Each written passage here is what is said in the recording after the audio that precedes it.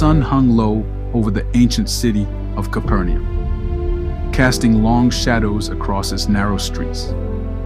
Roman centurion Marcus Lucius stood atop a stone parapet, gazing over the bustling market below. The cries of merchants and the chatter of townsfolk filled the air, mingling with the distant clang of a blacksmith's hammer. Despite the order he had brought to this far-flung province of the empire, Marcus felt an unease he could not name.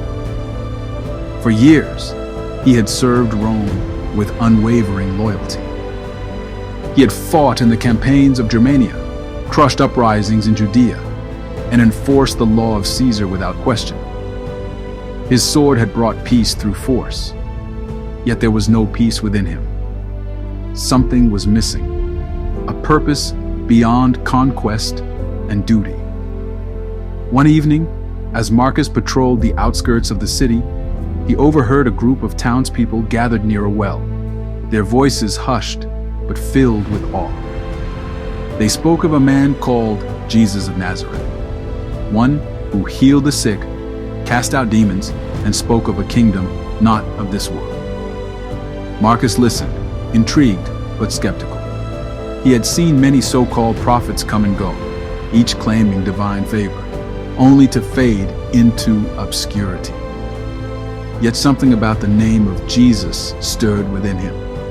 The people did not speak of him as a mere teacher or rebel, but with reverence, as though he were something more. Curiosity gnawed at him, and when he returned to his quarters that night, he found himself unable to sleep. Days later, a crisis struck his household. His most trusted servant, a man who had served him faithfully for years, fell gravely ill. The physicians could do nothing, and the sickness worsened with each passing hour. Desperation overcame Marcus' pride. He recalled the stories he had heard and resolved to seek out this Jesus. Dressed in his military attire, Marcus rode through the dusty streets until he reached the place where Jesus was said to be teaching. A crowd had gathered, and as the Roman dismounted and approached, a hush fell over the assembly. He could feel their eyes upon him, filled with suspicion and fear. He was, after all, a symbol of their oppression.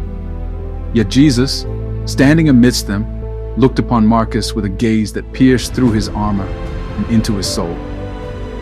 There was no fear in his eyes, only understanding. "Lord," Marcus spoke, bowing his head slightly, "my servant lies at home, paralyzed and in great pain." Jesus stepped forward and replied with an unexpected gentleness, "Shall I come and heal him?" The centurion, caught off guard by such a response, shook his head. "Lord, I am not worthy to have you come under my roof, but only say the word, and my servant will be healed. For I am a man under authority, with soldiers under me. I tell one, 'Go,' and he goes, and to another, 'Come,' and he comes. If you command it, I know it will be done." A silence fell over the crowd. Jesus smiled, a look of amazement crossing his face.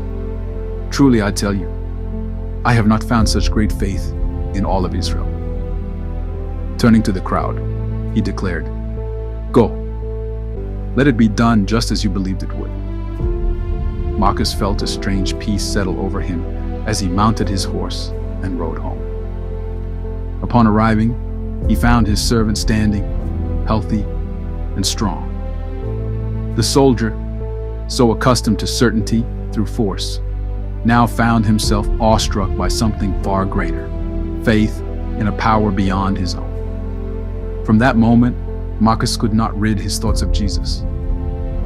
He sought out his teachings in secret, listening from the edges of the crowds, pondering words he could scarcely understand.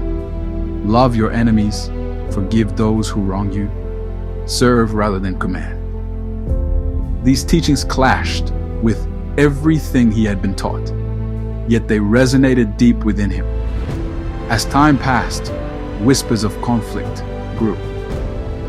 The Jewish leaders grew wary of Jesus, and the Roman authorities saw him as a potential threat to their rule. Marcus, bound by his duty to Rome, found himself caught between loyalty to the empire and a newfound devotion stirring within him. Then came the fateful day.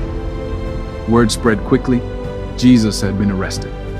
A trial was held, and despite his innocence, the order came for his crucifixion. As a centurion, Marcus was tasked with overseeing the execution. His heart was heavy as he stood at the foot of the cross, watching the man who had healed his servant, now nailed and bleeding. The sky darkened unnaturally, and the earth trembled beneath them. As Jesus breathed his final words, "It is finished," a chill ran down Marcus's spine. He fell to his knees, overwhelmed by a realization more profound than anything he had ever known. Truly, this man was the Son of God, he whispered, the words escaping his lips before he could stop them. In that moment, Marcus's life changed forever. No longer just a soldier of Rome, he became a soldier of faith. Though his duty kept him bound to the empire, his heart now belonged to a kingdom far greater than any Caesar could rule. In the years that followed, Marcus quietly spread the teaching of Jesus to his fellow soldiers and those he encountered. He sought out the apostles and learned from them, growing in wisdom and grace. He found himself aiding the early Christian in secret, protecting them from persecution where he could, and offering comfort to those who suffered for their faith. His home became a refuge for believers, and his influence allowed him to shield many from harm. He risked his position and his life to ensure that the message of Christ endured. Over time, he became known not as a conqueror, but as a man of compassion and faith, whose heart had been transformed by the very truth he once sought to suppress. He learned that true strength lay not in the sword, but in love, mercy, and sacrifice. Though the world around him remained unchanged, Marcus had found what he had long sought, peace. And so, the Roman centurion who once ruled by fear became a champion for the greatest power of all, faith in Jesus Christ.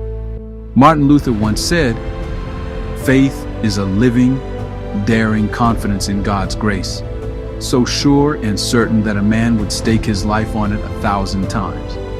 We know that men are saved by repentance and faith, and whoever does call upon the name of the Lord shall be saved. But salvation is a supernatural work of God that will always produce fruit. And the evidence, not the cause, but the evidence of salvation is a changed life, a changing life. May you also find the peace and rest that only Jesus Christ offers for the soul." Thank you for watching.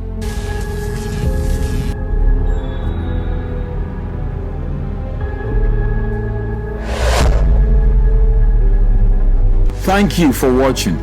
Kindly like, comment, and subscribe. Click on the notification bell so you can be alerted anytime a new video is uploaded. And please don't forget, share and be a blessing to someone. God richly bless you. Shalom.